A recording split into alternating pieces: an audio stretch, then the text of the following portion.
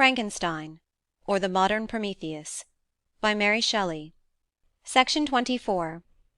Chapter 22. The voyage came to an end. We landed and proceeded to Paris. I soon found that I had overtaxed my strength, and that I must repose before I could continue my journey. My father's care and attentions were indefatigable, but he did not know the origin of my sufferings, and sought erroneous methods to remedy the incurable ill. He wished me to seek amusement in society. I abhorred the face of man. Oh, not abhorred, they were brethren, my fellow beings, and I felt attracted even to the most repulsive among them, as to creatures of an angelic nature and celestial mechanism. But I felt that I had no right to share their intercourse. I had unchained an enemy among them, whose joy it was to shed their blood and to revel in their groans.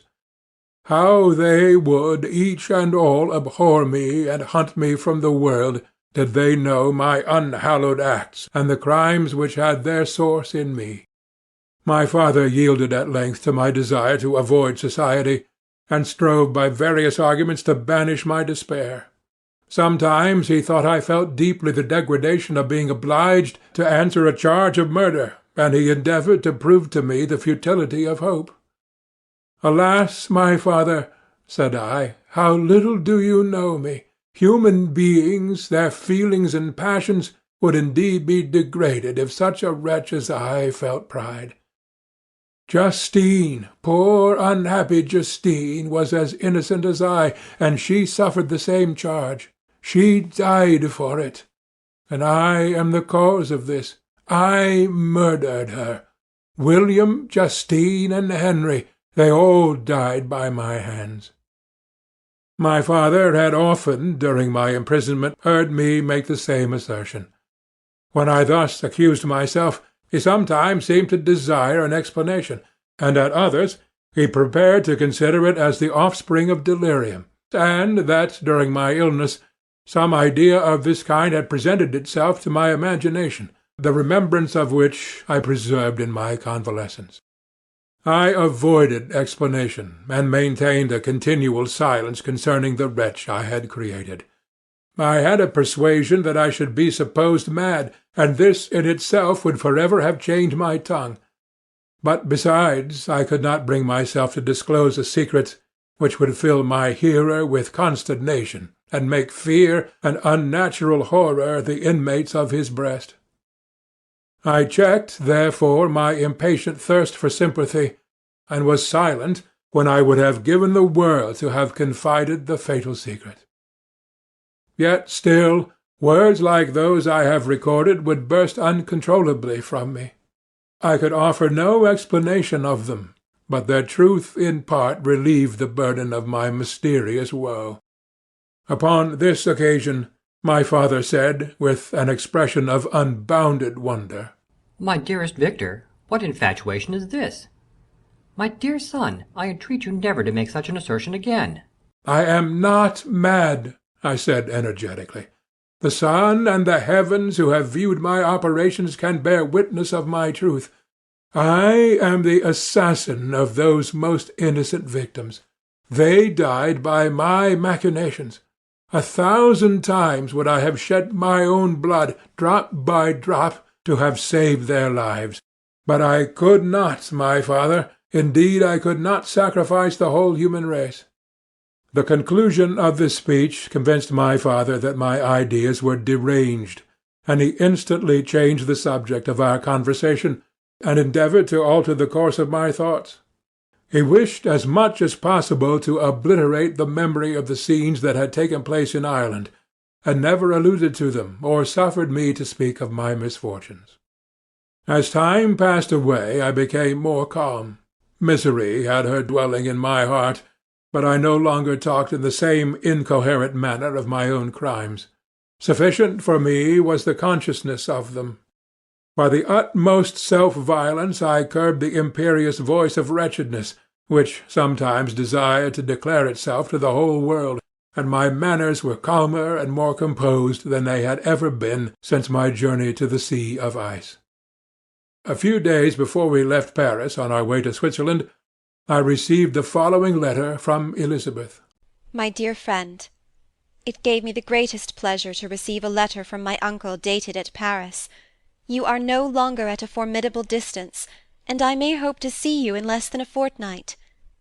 My poor cousin, how much you must have suffered!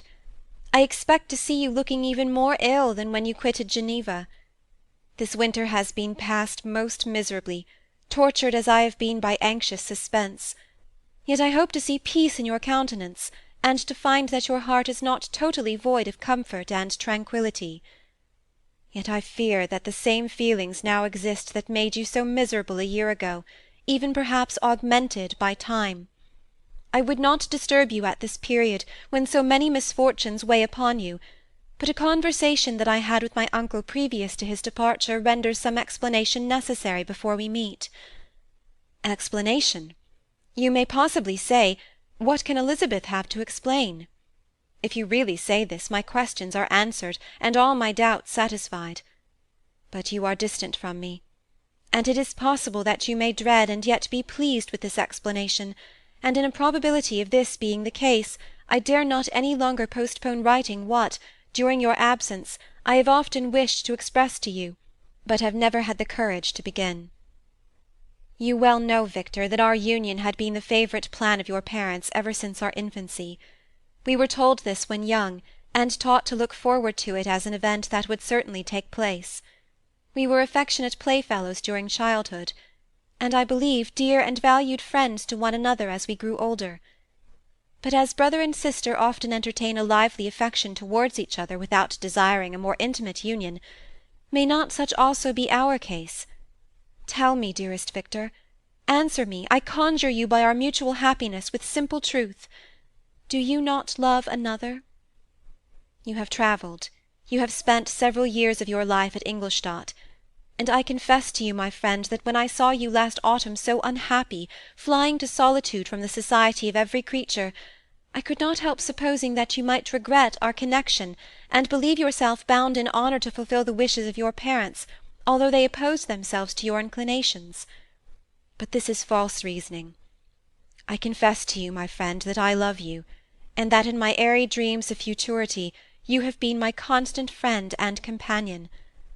But it is your happiness I desire as well as my own, when I declare to you that our marriage would render me eternally miserable unless it were the dictate of your own free choice. Even now I weep to think that, borne down as you are by the cruellest misfortunes, you may stifle, by the word honour, all hope of that love and happiness which would alone restore you to yourself. I, who have so disinterested an affection for you, may increase your miseries tenfold by being an obstacle to your wishes. Oh, Victor, be assured that your cousin and playmate has too sincere a love for you not to be made miserable by the supposition. Be happy, my friend, and if you obey me in this one request, remain satisfied that nothing on earth will have the power to interrupt my tranquillity. Do not let this letter disturb you. Do not answer tomorrow, or the next day, or even until you come, if it will give you pain. My uncle will send me news of your health, and if I see but one smile on your lips when we meet, occasioned by this or any other exertion of mine, I shall need no other happiness. Elizabeth Lavenza, Geneva, May 18th, 17 .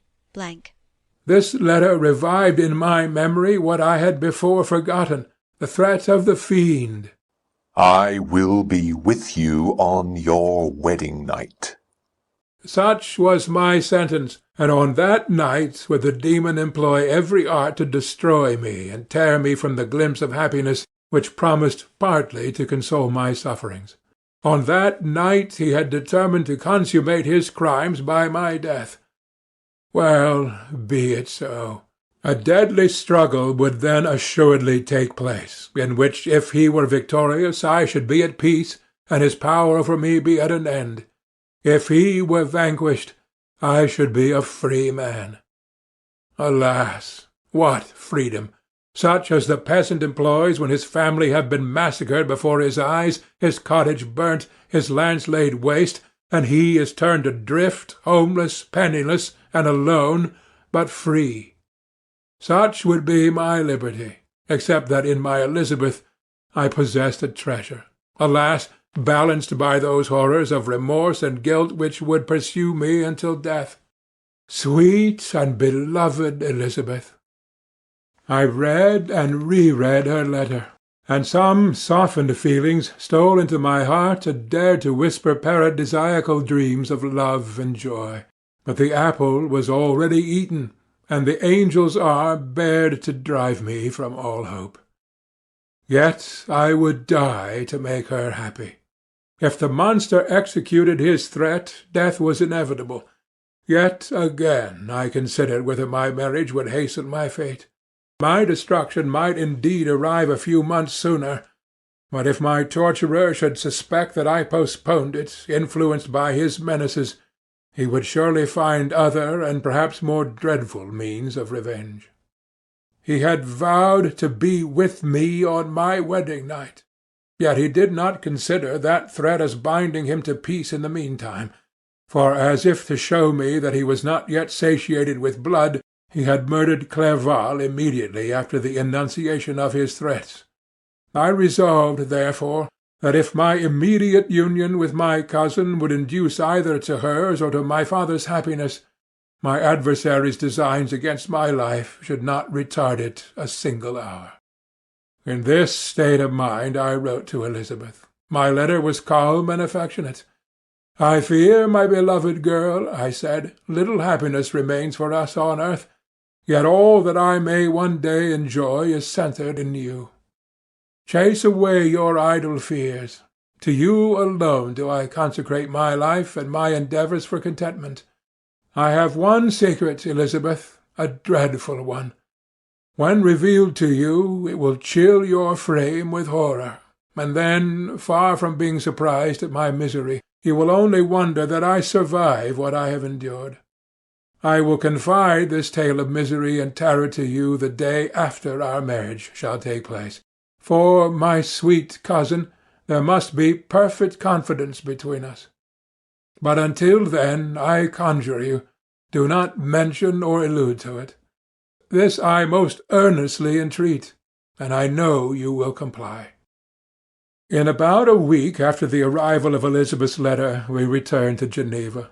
The sweet girl welcomed me with warm affection, yet tears were in her eyes as she beheld my emaciated frame and feverish cheeks. I saw a change in her also. She was thinner and had lost much of that heavenly vivacity that had before charmed me. But her gentleness and soft looks of compassion made her a more fit companion for one blasted and miserable as I was. The tranquillity which I now enjoyed did not endure. Memory brought madness with it, and when I thought of what had passed, a real insanity possessed me. Sometimes I was furious and burnt with rage, sometimes low and despondent. I neither spoke nor looked at any one, but sat motionless, bewildered by the multitude of miseries that overcame me. Elizabeth alone had the power to draw me from these fits. Her gentle voice would soothe me when transported by passion, and inspire me with human beings when sunk in torpor. She wept with me and for me. When reason returned, she would remonstrate and endeavour to inspire me with resignation. Ah, it is well for the unfortunate to be resigned, but for the guilty there is no peace. The agonies of remorse poison the luxury that is otherwise sometimes found in indulging the excess of grief. Soon after my arrival, my father spoke of my immediate marriage with Elizabeth. I remained silent. "Have you, then, some other attachment?" "None on earth. I love Elizabeth, and look forward to our union with delight. Let the day therefore be fixed, and on it I will consecrate myself, in life or death, to the happiness of my cousin." "My dear Victor, do not speak thus.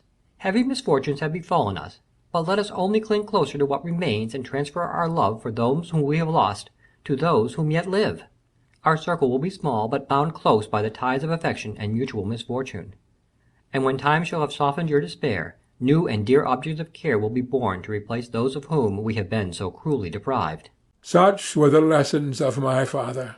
But to me the remembrance of the threat returned, nor can you wonder that, omnipotent as the fiend had yet been in his deeds of blood, I should almost regard him as invincible, and that when he had pronounced the words, I shall be with you on your wedding night, I should regard the threatened fate as unavoidable. But death was no evil to me if the loss of Elizabeth were balanced with it, and I therefore, with a contented and even cheerful countenance, agreed with my father that if my cousin would consent, the ceremony should take place in 10 days, and thus put, as I imagined, the seal to my fate. Great God! If for one instant I had thought what might be the hellish intention of my fiendish adversary, I would rather have banished myself forever from my native country, and wandered a friendless outcast over the earth, than have consented to this miserable marriage. But, as if possessed by magic powers, the monster had blinded me to his real intentions, and when I thought that I had prepared only my own death, I hastened that of a far dearer victim. As the period fixed for our marriage drew nearer, whether from cowardice or a prophetic feeling, I felt my heart sink within me, but I concealed my feelings by an appearance of hilarity that brought smiles and joy to the countenance of my father, but hardly deceived the ever-watchful and nicer eye of Elizabeth. She looked forward to our union with placid contentment, not unmingled with a little fear, which past misfortunes had impressed, that what now appeared certain and tangible happiness might soon dissipate into an airy dream, and leave no trace but deep and everlasting regret. Preparations were made for the event. Congratulatory visits were received, and all wore a smiling appearance. I shut up, as well as I could, in my own heart, the anxiety that preyed there, and entered with seeming earnestness into the plans of my father, although they might only serve as the decorations of my tragedy. Through my father's exertions, a part of the inheritance of Elizabeth had been restored to her by the Austrian government. A small possession on the shores of Como belonged to her. It was agreed that immediately after our union we should proceed to Villa Lavenza, and spend our last days of happiness beside the beautiful lake near which it stood. In the meantime I took every precaution to defend my person in case the fiend should openly attack me. I carried pistols and a dagger constantly about me, and was ever on the watch to prevent artifice, and by these means gained a greater degree of tranquillity. Indeed, as the period approached, the threat appeared more as a delusion, not to be regarded as worthy to disturb my peace, while the happiness I hoped for in my marriage wore a greater appearance of certainty, as the day fixed for its solemnization drew nearer, and I heard it continually spoken of as an occurrence which no accident could possibly prevent. Elizabeth seemed happy. My tranquil demeanour contributed greatly to calm her mind. But on the day that was to fulfil my wishes and my destiny, she was melancholy, and a presentiment of evil pervaded her, and perhaps also she thought of the dreadful secret which I had promised to reveal to her on the following day. My father was in the meantime overjoyed, and in the bustle of preparation only recognized in the melancholy of his niece the diffidence of a bride. After the ceremony was performed, a large party assembled at my father's, but it was agreed that Elizabeth and I should commence our journey by water, sleeping that night at Evian, and continuing our voyage on the following day. The day was fair, the wind favourable. All smiled on our nuptial embarkation. Those were the last moments of my life during which I enjoyed the feeling of happiness. We passed rapidly along. The sun was hot, but we were sheltered from its rays by a kind of canopy while we enjoyed the beauty of the scene, sometimes on one side of the lake, where we saw Mont Salève, the pleasant banks of Montalegre, and at a distance, surmounting all, the beautiful Mont Blanc and the assemblage of snowy mountains that in vain endeavour to emulate her. Sometimes, coasting the opposite banks, we saw the mighty Jura opposing its dark side to the ambition that would quit its native country, and an almost insurmountable barrier to the invader who should wish to enslave it. I took the hand of Elizabeth. "You are sorrowful, my love? Ah, if you knew what I have suffered, and what I may yet endure, you would endeavour to let me taste the quiet and freedom from despair that this one day at least permits me to enjoy." "Be happy, my dear Victor," replied Elizabeth. "there is, I hope, nothing to distress you, and be assured that if a lively joy is not painted in my face, my heart is contented. Something whispers to me not to depend too much on the prospect that is opened before us, but I will not listen to such a sinister voice. Observe how fast we move along, and how the clouds, which sometimes obscure and sometimes rise above the dome of Mont Blanc, render this scene of beauty still more interesting. Look also at the innumerable fish that are swimming in the clear waters, where we can distinguish every pebble that lies at the bottom. What a divine day! How happy and serene all nature appears!" Thus Elizabeth endeavoured to divert her thoughts and mind from all reflection upon melancholy subjects. But her temper was fluctuating. Joy for a few instants shone in her eyes, but it continually gave place to distraction and reverie. The sun sank lower in the heavens. We passed the river Drance and observed its path through the chasms of the higher and the glens of the lower hills. The Alps here come closer to the lake, and we approached the amphitheatre of mountains which forms its eastern boundary. The spire of Evian shone under the woods that surrounded it, and the range of mountain above mountain by which it was overhung. The wind, which had hitherto carried us along with amazing rapidity, sank at sunset to a light breeze. The soft air just riffled the water, and caused a pleasant motion among the trees as we approached the shore, from which it wafted the most delightful scent of flowers and hay. The sun sank beneath the horizon as we landed, and as I touched the shore I felt those cares and fears revive which soon were to clasp me and cling to me for ever. End of Section 24.